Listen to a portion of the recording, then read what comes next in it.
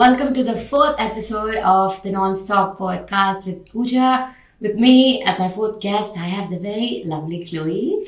And today's episode is a bit more different, and it's a bit of we have a beauty with brain situation here. And by that I mean Chloe is going to teach us about just the basics, or tell us, or for those who already know, kind of like put in more light on how data works, how AI works, and all the cool things that she's been doing in this space. So first, Chloe, let's talk about your snobbish school degrees. Chloe was an Oxford/Cambridge University graduate. So how was it there, and what did you do at these schools really? Yeah, so I did about 2 years of sixth form in some place near Oxford, and then I did 4 years of University of Cambridge. So I've got to be honest, they were probably some of the 4 hardest years of my life. It was a lot of stress, a lot of work. Whoever tells you it's easy is lying. It's definitely not easy. It's just, I think it really teaches you that, I don't know, the stress maximizing in life and how to handle it. So I think you meet a lot of like-minded people, you learn a lot. It's very fun in that sense, where there's always some new discoveries, but also they kind of push you very far, where they try and see, how far can you go, not in just learning, but also in just like time management, like balancing life, etc. So I think overall it was a very good experience. I probably wouldn't do it again because of the stress, but I genuinely loved being there. Yeah, but I think I need to ask you another question on going into these big schools. So who do you really meet at these schools? Do you know of anybody that you did come across who wasn't already a mentor for you, or do you have a peer who's made it to, Forbes under 30 record? So what was your kind of like sense of inspiration or sense of like kind of mentorship in Cambridge? I think you meet a big variety of people. So I haven't met anybody in the Forbes under 30, but I think there's a lot of people who you learn from, come up quite a lot. So for example, my current flatmate, actually, I met in Cambridge, and she has such a resilient mentality where she's gone through a lot of things in life, and just seeing that resilience really inspires you to, okay, something's got you down, but you get back up, you keep going, you keep working hard. So that's like one person that I met who really inspired me. And then everybody else, I know people who did law, I know people who did, maths, people who did natural sciences. There's a lot of varieties of people who then go on to either do more research, which I very much admire, because I don't know how they can just keep putting all of that effort into, just researching something that's completely new, completely out of the blue. And then there's others, such as my lawyer friends, who would come home at 1 to 2 a.m. and I just think, how do you do it? So I think the biggest mentors I kind of have those who keep going, those who really have that resilient mindset, who won't give up, who really believe in what they're doing. And that's really inspiring. Just people who really believe in their mission. Yeah, I think that's kind of what we need to keep going as well. And but now let's just deep dive into your actual tech brain. So what do you do? And so we are at your office. Yep. So what do you do here, and how did you get here? Did you study mathematics, or what did you study at uni, and what got you here, and just general about what you've been up to? Yeah, so if we go right back at the start of the journey, so I was starting uni, I actually wanted to be a mechanical engineer.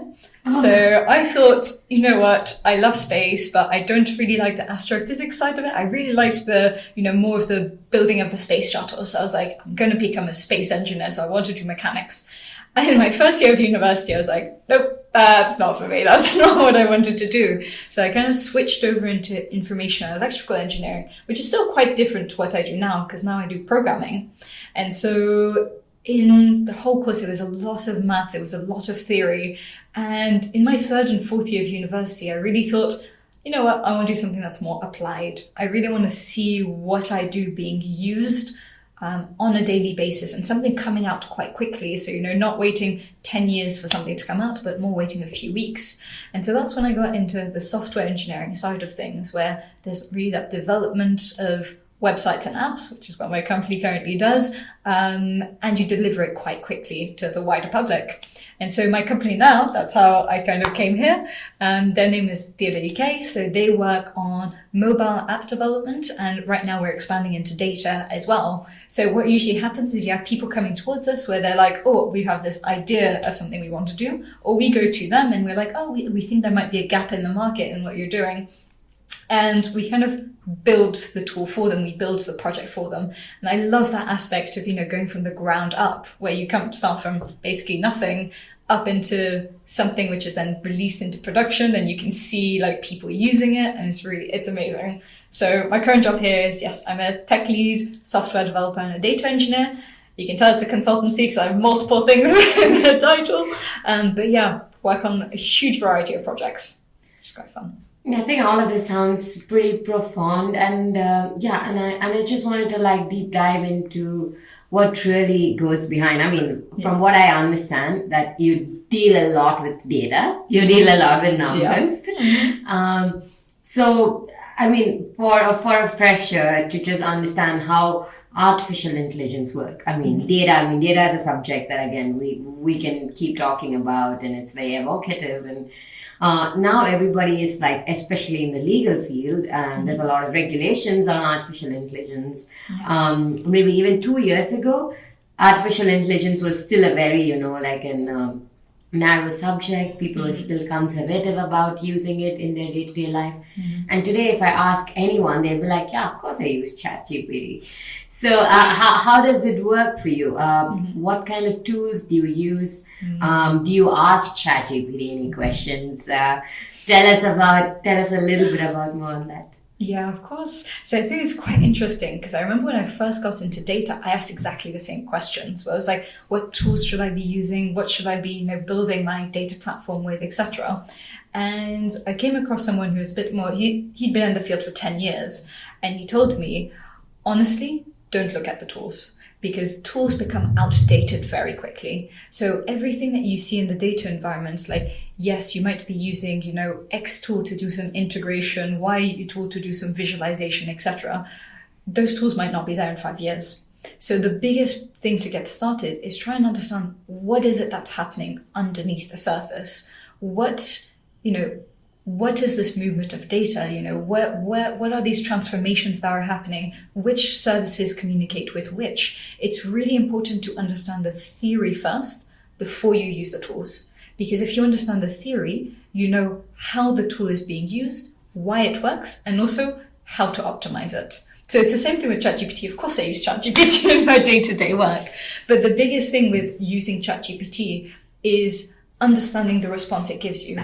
Too many people make the mistake of, oh, ChatGPT told me to do this, let me just copy and paste it, and they just use it. Yeah. But it doesn't have the context that you do.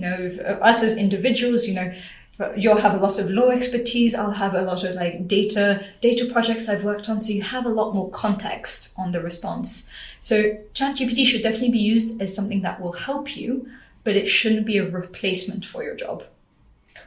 Yeah, and just understanding how ChatGPT works. Yeah, so it was built by a bunch of I believe software developers who just thought that. So let us also know how much information is being fed on these platforms, for it to replicate at a millisecond or a nanosecond. So tell us about how it could also work in the future, and how developed is it going to get, and how accurate it's going to get. And now it's very certain that if somebody is copy pasting something from ChatGPT, it's so evident. Yeah. So will we have a more transparent level of accuracy, in terms of if with the growth of AI, do you think that growth is sooner rather than later? What's your opinion on that? Yeah, so I think it's definitely going to keep getting better because the main reasoning, so when you're looking at these models, so they're large language models, when you're looking at it, it's trained on a massive data set. So I don't remember exactly the numbers of it, but it's got a lot of training data behind it that it's kind of being training for, it's optimized for. And also when you type things, you have context windows as well. So it's got all of this training data, but it's also going to see things that you've given it beforehand. So there's a subsection of, it's just large language models and models in general, which is called prompt engineering. It's when you're optimizing the model to give you a more effective response based on the way that you're conversing with it. And that's really utilizing that context window that comes with it. So what's happening with all these models is they're getting better because they're having so much more training data behind it as well. Among other things, they're being optimized, etc. But just the amount of data that they're being trained on keeps growing. And so models are going to keep getting better. And the interesting thing you see now is people talk a lot about ChatGPT, ChatGPT is amazing, etc. ChatGPT is a paid service. But then you also have all the open source large language models that are out there. So there's Mistral is coming up really fast, where they're releasing new models which are they haven't reached the level of GPT yet, but they're catching up. So and those are things that are completely free to use. So that's what's quite interesting to see. And for me, it's also a bit of like, from a business point of view, all these open sources, how do they really profit from it? Like, going forward, we are going to have more advanced ChatGPT, of course, and the premium version is going to be, a basic version. Probably we're not going to have to pay at all, because most things are going to be open source. So what's your take on that, and how do you, as a tech industry, do you feel that there is any threat to you guys? If AI is to take up everything, because as lawyers, we're constantly debating, how much is our jobs going to be taken away? Are we relevant? Is it's prone to any error at all? So I'm just wondering, on the business aspect of it, what do you think about all of these being open sourced? So I love open source. I think open source is the way forward because it really helps everybody in society contribute to something which is going to be more efficient, more effective. And also, the more people use it, the more feedback you get, the more issues you fix, etc. So the open source community is amazing. It's great that it keeps developing. I'm definitely not scared of it. I'm a big advocate of things being open source. Now, open source tools, they don't solve everything. You still have that, combination of, based on your context, you're going to use tool A versus tool B, etc. And it's quite interesting when people go to say, AI is going to replace us. I think my favorite quote I've ever had is somebody saying, AI won't replace you, but people who know how to use it will. Because the idea is what we mentioned before, AI doesn't have all the context. It won't be able to make kind of these,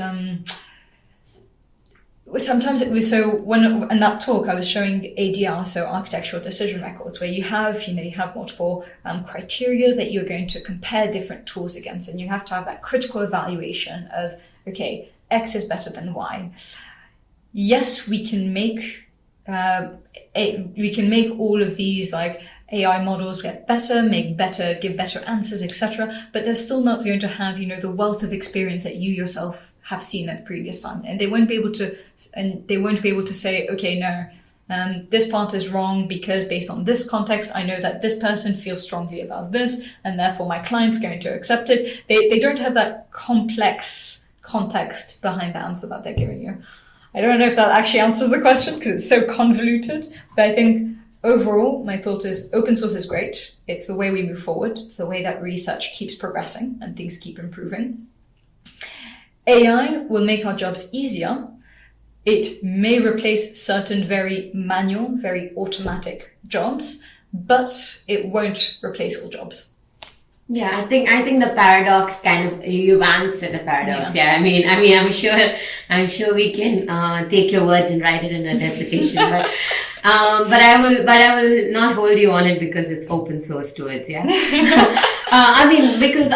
It's also fair to say that there's a lot of like tech jokes and like some of that I have come across, and like it's very interesting that people are constantly debating this aspect. People are like deep diving into it, and then they want to know whether it's really the way forward or can we just use it to a certain extent. And what are the common tools in AI? Like what do you feel like is the up and running for people to like?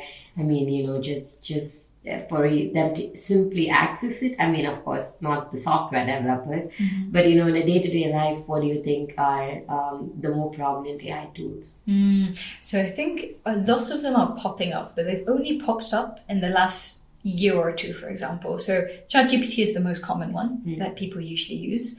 You also have a lot of models that are coming out. So for example, like image recognition. So, you give it an image like this is a cat, this is a dog. Those are models that are quite commonly used. There's one which I like using, I forgot the name of it, which is the equivalent of ChatGPT, but for references. So if ever you've tried using ChatGPT, it's really bad at giving you stats and giving you these are the resources for it. There's one tool, I really forgot the name, but it does basically that, where you're like, oh, find me a stat about XYZ, and it will give you that stat. So that's really nice. So I think a lot of people, every time somebody has an idea of, oh, this will make my life easier, somebody will plug in AI to it and make it work.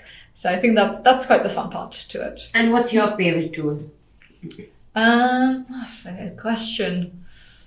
It's either going to be between Copilot or GPT.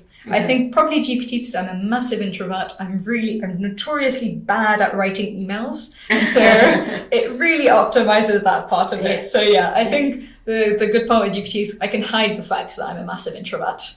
And so like every morning you're like, hey, how are you? So can you just fill me in on your best morning phrases?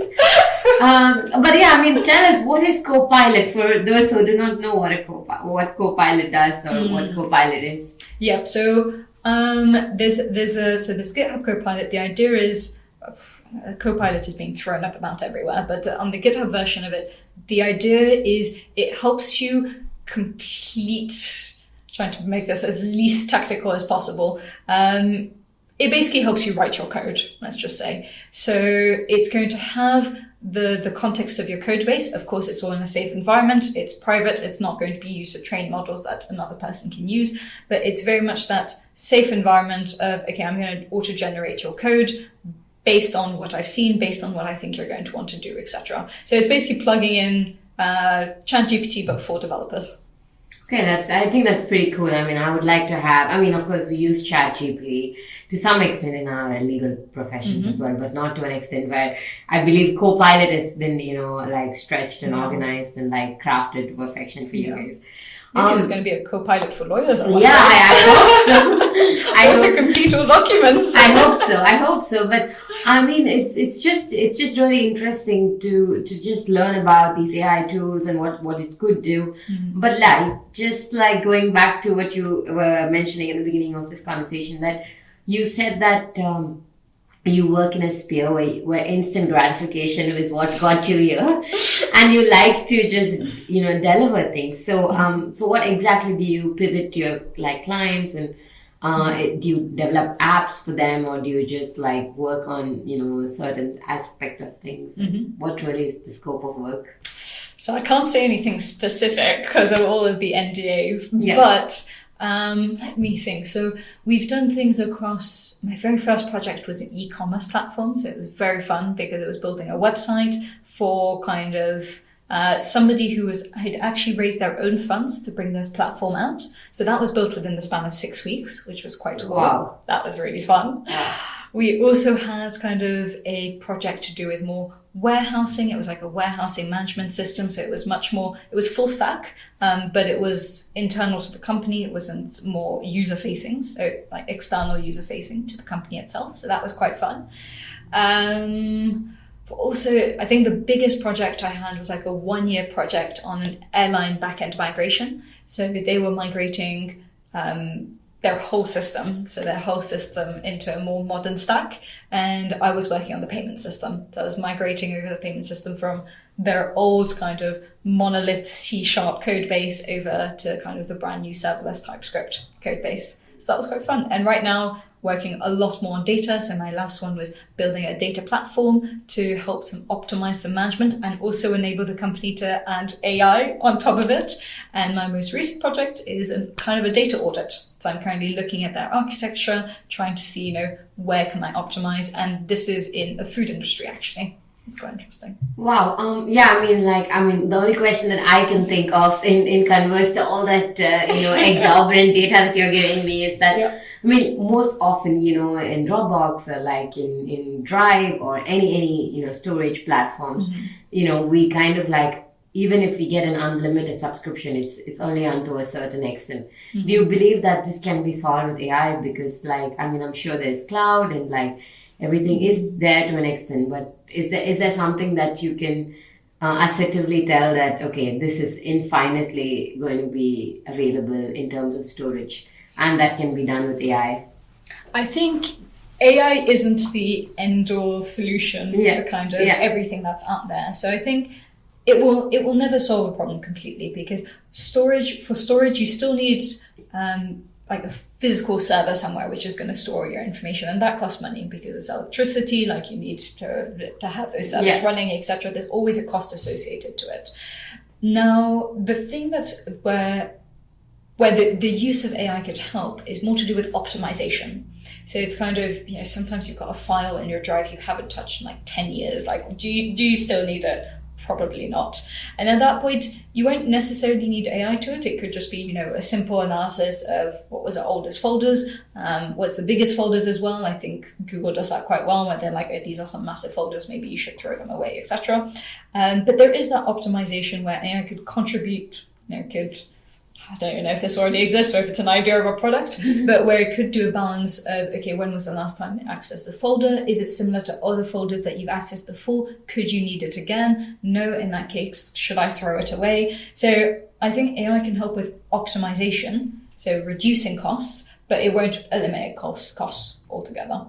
So it's kind of like a footprint that it navigates and puts it in give you that, okay, this is your reminder, but it's up to you to work on it. Yeah. Yeah. And I also wanted to ask what are the different kinds of associations and is there a whole new world for the AI geeks and what is that you guys are a part of? Is there a separate socials that you have, or do you just live on Reddit? What really is happening in this sphere of things? To be fair, I'm more on the data engineering side, so I don't know what the data scientists are up to for sure. But I think what's really nice with the data science community is that it's a nice blend between the researchers and kind of people who work in industry, because everything to do with data science there's still a massive amount of research going on, because there's all this optimization, there's all this training of new model, there's all the optimization of models as well that's happening. So that's still on the research front. And there's so many papers out there. So the research papers you could read, I don't even know if you'd be able to finish them all definitely not in a year, with everything that gets released regularly every day. So there's a huge amount of research papers and conferences that go on just around data science as a whole. And then you've got those who apply it in industry. Now, the applications in industries are still quite iffy, let's just say. So what tends to happen is, you try things out, but there's no guarantee it's going to work. So I think there is that community of meetups, articles, Reddit, all of that, where these discussions take place. But yes, I'm not speaking on the behalf of the data science community. I have no idea what you guys are up to, but that's the impression I get from it. Yeah, makes sense. And I'm just going to throw another word that, of course, I'm oblivious to. So what really is your thought process on blockchain? I'm not sure how relevant it is. Yeah. But it's only fair for me to ask that. Yeah, so I'm not going to dig too much into it because it's not something that I've regularly used either, but there's a big debate on whether blockchain is dying or not. So a few years ago, I think you saw it everywhere. You saw the application of blockchain, you should use blockchain in your applications, etc. That's really started to die off. So it's one of those things which was a big peak of everybody wants to do it. And then kind of that momentum died down and it's applied a lot less nowadays. So personally, honestly, I haven't actually seen blockchain being referred to in maybe over a year at this point. Yeah, I mean, I assume as a tech nerd that was a very important doctrine. So now that we've got that off, I also wanted to I'm saying also a lot, but there is just too many things.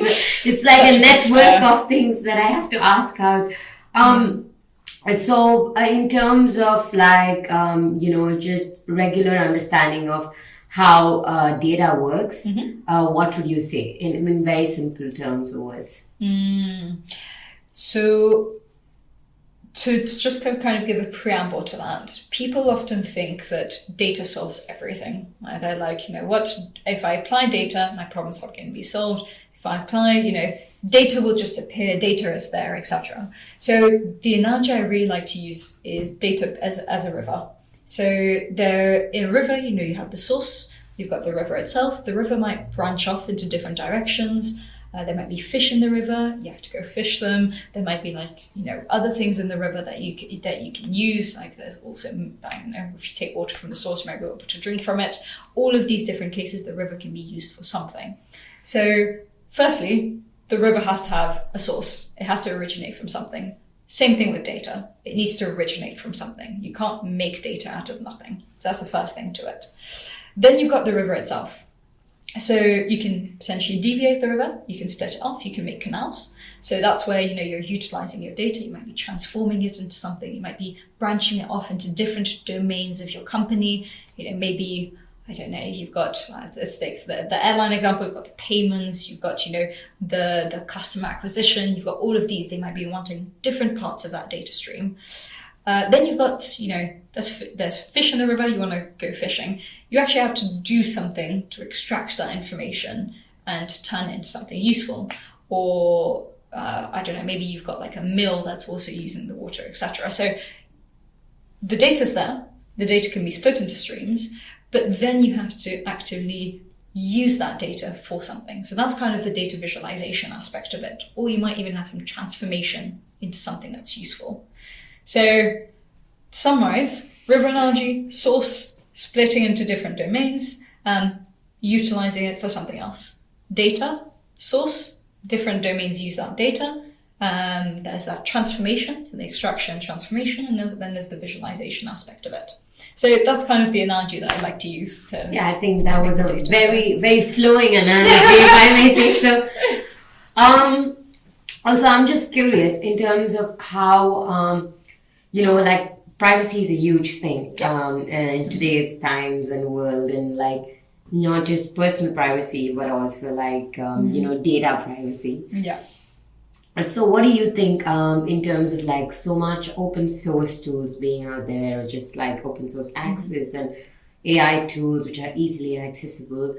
And if, for example, if I am to create something that I'm using an open source tool with, will I be eligible to make it proprietary to myself? Or do you just think that these are just, some kind of commodity that you use in your business? And then, it's just a mere services that you're doing. Ideally, the question is, do you categorize yourself as a service provider, or do you categorize yourself as a proprietor to some kind of knowledge how? So when you are using open source tools, it's always clear whenever you... So if you take, let's say, Airbyte, for example, you've got... It's open source. You have to then deploy it, or you use their own hosted version of things. Now, it's always respectful to the community to say when you've used something, because it's very much trying to give themselves, that visibility of, by the way, I'm using this tool. So even when you have your own architecture that might combine multiple open source tools, you usually look at the README and it's got, listed, I'm using these sort of open source tools. In terms of that kind of privacy and making sure data remains, within your organization, the thing that's important is that whenever you're using something open source, you've got to deploy it somewhere. You have to have an infrastructure that will host it. And that infrastructure is what needs to be secure. So if you're deploying it in the cloud, you need to make sure that you've got, the correct configuration to just make sure that you've got no risk of a data breach or anything like that. So I think your infrastructure is exceptionally important. But I think to answer the question directly, It's when you use open source tools, the reason that they're open source is to make sure that everybody can use them. It's always good to give credit to them when it is due, but you're integrating it into a product that you then develop. Which I assume is proprietary, yeah? Mm-hmm. Like, then, okay. So you will classify yourself as a service provider. Mm-hmm. If I understand the full word of it, probably, but I might not have the same definition of it in my mind. But, yeah. All right. Well, so now, I mean, I'm totally fair if I ask you some fun questions after all that heavy loaded information that I try to like instill and like, you know, play along and flowingly understand things. My brain's bursting at 6 p.m. Yeah, so tell us, what does Chloe read? Like, what does she read? Like for leisure, other than data and all the research papers and the conferences and all the hustling. Because this again is a podcast about women for women and how cool you are and what you do in a very threshold for cool. So what do you read in general? What really like it could be like? I mean, I'm always like interested in something really sporty and I do a mind-numbing work where I just like focus on analytical aspect of life and things. Mm-hmm. So, yeah, what is your, kind of like escape to life and things? Well, escape in life. I think I've got a lot of different escapes. I think usually reading is my escape, where I oscillate between fiction and non-fiction. Mostly because I feel guilty if I read too much fiction, and I'm like, no, I need to self-improve somehow. I need to read some sort of non-fiction. But I think at the moment, the biggest thing that's taking up my mind, my time is actually running. So I do a lot of half marathons. And recently with my partner, we've started a 16, 18 week plan to improve our PBs on half marathons.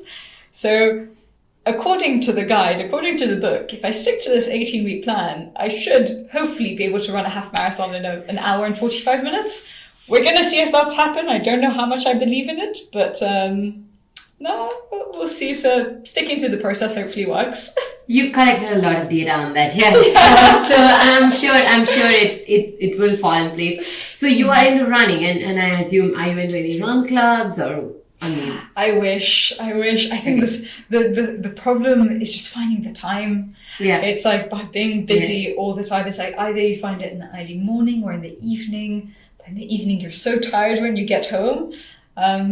I feel like even we're talking about optimization of AI. I think even when I'm running, I optimize. I like run to the office and run back from the office, so that I make sure using my time efficiently, so I can sleep longer. Makes sense. And have you done any marathons? Are you preparing for one? So I had done a marathon. I think I've done 8 half marathons or something like that so far. Oh wow! I'm hoping to do a marathon next year, but I feel like I have a very short attention span. So even if my fitness level will allow it, I don't know how much my attention span will allow me to do it. I truly understand that. And what are the different? I mean, where have you ran these half marathons, and have you ran them all in the UK or okay. Let's see if I can remember all of them. So my very first one was the Cambridge Half Marathon. That was maybe 1 year ago, actually. So that was my first one. Then I ran the Royal Parks one. Then there was the Amsterdam Half Marathon. Then there was a Richmond Half Marathon. There was a Rome Half Marathon. Actually, it's 6 Vienna Half Marathon. Wow. 6 of them. I mean, that's very diverse. So, I mean, if your plan works out, I will take out the data on doing the half marathon in an hour and 40 minutes, because that's probably my 10-15K speed on marathons. So, well, that would be useful information. Mm-hmm. But yeah, Chloe, it's like I always say, it's to every great mind is something that's that they absolutely love to do, apart from the things that they are really involved and they're forced to do. So what's your favorite book or what's your favorite movie? Oh dear. That's a very good question. I think with my favorite book, if this was me 2-3 years ago, I'd try and give you a very sophisticated answer and say, you know what, I really like things like, I don't know, War and Peace or something like that. I think now I've got it much better with my comfort level and will tell you that I love rom-com. I genuinely love rom-com novels. There's no shame to admit it. Exactly. And I'm in awe of people who do admit it, right? It's absolutely nice when I go back from work and I'm like, I'm stressed and I'm thinking all the time, I want to watch something funny or absolutely romanticizing some ridiculous aspect of life. So exactly. Yep. So I will admit, I love rom-com. I think in series, I love watching Friends. It's so much fun. It's so relaxing.